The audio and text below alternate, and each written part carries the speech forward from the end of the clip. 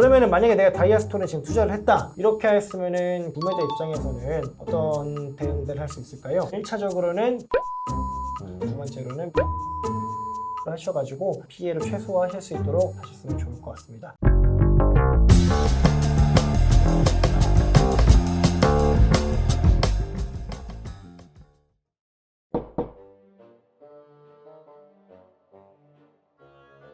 네, 오늘은 요즘에 한창 화제가 되고 있는 다이아스톤에 대해서 한번 알아보도록 하겠습니다. 요즘에 이게 뭐 사기가 맞냐 아니냐 좀 논란이 많이 있는 것 같아요, 그렇죠? 네, 이게 뭐 지금 뭐 한 유튜버가 이걸 이제 되게 상세하게 잘 파헤치셨더라고요. 네네. 그래서 이제 그 크게 이슈가 되고 있는데 당연히 일단 문제는 되는 거죠. 네, 문제는 될 수 있을 것 같아요. 일단은 예. 뭐 간략하게 좀 말씀을 드리면은 다이아스톤이 뭐냐면은 중국에서 다이아를 100만 원에 이제 구매를 해와서 싱가포르에서 110만 원에 판매를 한다. 10%의 이제 시세 차익이 남는다. 이렇게 해서 이제 투자자들을 이제 불러 모은 건데요. 일단은 이게 사기가 될 수 있을까요? 그런 선생님 어떻게 보세요? 일단 실질적으로 수익 발생의 가능성이 없음에도 네. 그런 식으로 어떤 투자자들을 유치하는 경우에는 당연히 뭐 사기 행위가 될 수 있고 그렇죠. 그다음에 뭐 유사수신 행위도 인정될 여지가 있겠죠. 네, 결국은 이게 이런 방식을 통해서 실제로 수익이 발생할 가능성이 있는가 이거를 기준으로 이제 사기가 성립하느냐 성립하지 않느냐를 판단하게 되는데 사회 통념상 봤을 때는 사실 밀수를 하지 않는 이상은 제가 봤을 때 수익이 나기는 어려워 보이는 구조기는 해요. 그렇죠? 그렇죠. 그렇다라고 한다면은 사실 이제 사기에 해당할 가능성이 높아 보인다라는 게 일단은 뭐 저의 1차적인 의견이 좀 되겠습니다. 뭐 현재 이거에 대해서 뭐 수사가 진행 중이라고 하니까요. 한번 결과를 좀 더 살펴볼 필요가 있는 것 같아요.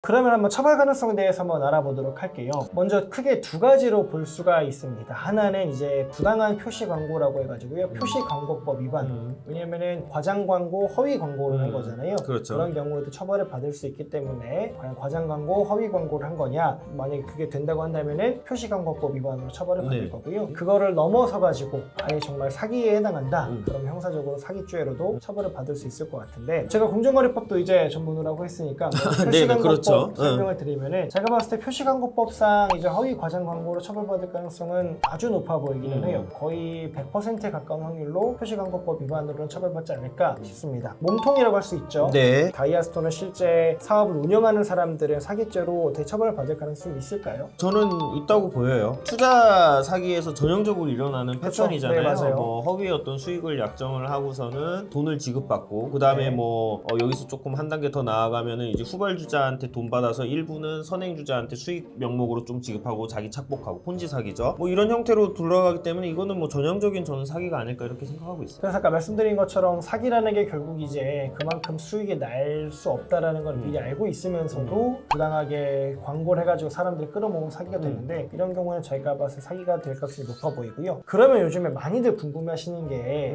거기 모델로 모델분들, 나오시는 그렇죠. 분이 있어요. 예. 네, 모델로 나와가지고 실제로 뭐 수익 인증도 하시고 내가 이 방법을 통해서 뭐 몇 억을 벌었다. 여러분들 열심히 하셔라 라고 했는데 실제로 알고 보니까 수익 인증도 이제 거짓이었고 그렇죠. 뭐 실제로는 그런 투자를 한 적도 없고 단순히 그냥 모델이고 이런 거에 불과하다고 그렇죠, 한다면 그렇죠. 그 모델분들을 상대로도 사실 뭐 사기죄로 고소를 할 수 있을까 이런 거를 고민하신 분들이 많으신 것 같아요. 좀 약간 아직 답변이 명확한 그렇죠. 결론이 나온 게 아니어서 변호사들마다도 견해가 나뉠 것 같은데 변호사님 의견은 좀 어떠신가요?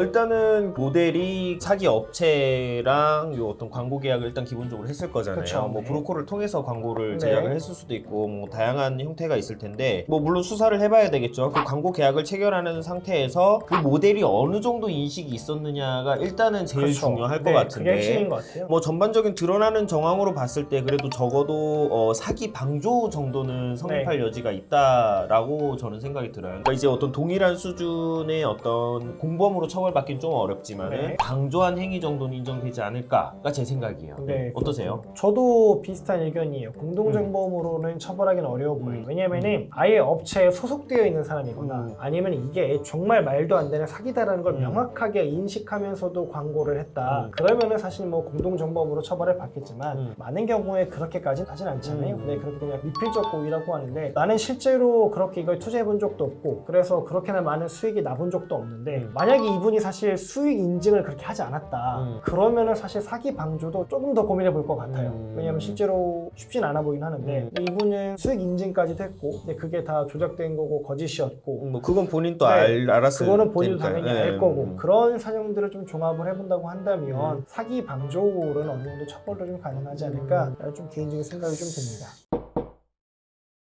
이게 유튜브가 요즘에 네. 광고를 그냥 계속 내보내다 보니까 그렇죠. 뭐 이게 사실상 뭐 그냥 거의 뭐 어떤 스크린 없이 계속 광고를 그냥 내보내죠. 그렇다 네. 보니까 이제 뭐 이게 비단 이분뿐만 아니라 이전에도 그 코인 거래소 수익 네네. 인증하는 그런 광고들 굉장히 많았는데 혹하더라고요. 요즘에도 보면은 모델분들 나오셔서 이제 뭐 의사라고 본인을 그쵸. 소개하면서 네네. 뭐 어떤 특정 제품을 광고를 하거나 이런 게 많은데 이런 부분들에 대해서 사실은 좀 스크린하고 네. 한번 선별하는 그런 좀 절차가 있어야 되지 않나라는 생각이 좀 들기는 해요. 요즘에 좀 그래서 그런 것들에 대해서 문제가 많은 것 같아요. 그런 신분이라든가 실제로 자기가 사용해보지 않았음에도 불구하고 마치 실제 사용한 것처럼 하는 것들이 문제가 많은데 이런 것들이 1차적으로는 이제 표시광고법 위반이 돼서 과장 허위 광고가 될 거고요. 그거를 넘어서까지 과연 사기죄로까지 처벌할 수 있는 모델의 경우에는 기본적으로는 어렵기는 그렇죠. 하죠. 좀 네. 어렵죠. 네, 광고 홍보 모델은 그런 걸로까지 엮기엔 조금 어렵고 근데 바이아스톤 건의 경우에는 수익 인증을 실제로 자기가 직접적으로 했다 근데 그게 거짓이었다 이런 사정들을 좀 종합해 보면은 사기 방조로 좀 처벌받을 가능성도 있지 않을까 싶습니다. 그러면은 만약에 내가 다이아스톤에 지금 투자를 했다 이렇게 했으면은 구매자 입장에서는 어떤 대응들을 할 수 있을까요? 일단은 지금 상황에서는 경찰 고소를 하셔야 되는데 이게 기본적으로 보이스피싱과 유사해서 잡는 게 좀 쉽지는 않거든요. 네. 그래서 일단 뭐 만약에 당연히 잡히게 된다고 한다면은 그 관련해서 이후에 뭐 책임도 추궁하고 경우에 따라서 합의도 시도를 해볼 수도 있을 것이고요. 만약에 이게 뚜렷하게 잡히지가 않는다 그러면 결과적으로 이 모델 분들만 결국 드러나 있는 그렇죠. 거잖아요. 네. 근데 사실 이분 또 어떻게 보면은 뭐 잘못된 선택이지만 네 맞아요. 알바를 하신 거고 그러니까 보이스피싱 전달책 수거책이랑 그거 사실 그렇죠. 뭐 크게 네. 구도가 다르지 않게 되는 것 같아요. 네, 그래서 네. 뭐 사실은 뭐 조금은 안타까운 상황일 수도 있겠지만 뭐 이분이 사실은 그 어떤 모든 피해에 대한 좀 책임이 다 좀 전가되지 않을까라는 좀 생각이 들긴 해요. 네. 그래서 만약에 투자자라고 하신다면요 표시광고법에 따라서도 손해배상 청구가 가능하고요 이제 사기 피해가 입은 걸로 확정이 된다라고 한다면은 그에 따라서 당연히 손해배상 청구가 가능하시기 때문에요 결국 투자자라고 하신다면 1차적으로는 고소하시고요 두 번째로는 민사적으로 민소송 손해배상 해야죠. 청구를 하셔가지고 피해를 최소화하실 수 있도록 하셨으면 좋을 것 같습니다. 워낙 좀 약간 따끈따끈한 주제다 보니까 궁금한 게 많으실 수 있을 것 같아요. 궁금한 부분들 있으시면은 댓글로 남겨주시면은 저희가 도움 드릴 수 있는 한에서 최대한 답변 드리도록 하겠습니다. 그리고 이거 고발하셨던 문제들 삼으셨던 유튜버 분이 이거 막 문제 삼고 했더니 이제 업체에서 보이스피싱 계좌로 신고해서 이분 계좌를 다 지급정지 시켜버렸더라고요. 그런 경우엔 어떻게 할 수 있는지는 다음 영상에서 네. 점점 잘해지시는 것 네, 같네요. 물 흐르듯이 넘어가는 프로 유튜버인 줄 알았어요. 다음 영상에서 그거는 저희가 깔끔하게 설명드리도록 하겠습니다. 네, 알겠습니다. 감사합니다. 네, 감사합니다. 법무법인 A파트에서 사기꾼 백서라는 전자책을 작성해서 무료로 배포해드리고 있습니다. 열심히 읽어보시고 숙지하셔서 사기 피해 방지하시기 바랍니다. 용 변호사님이 직접 쓰신 건가요? 그렇습니다. 네, 많은 사랑 부탁드리겠습니다. 감사합니다. 이상한 것 같은데.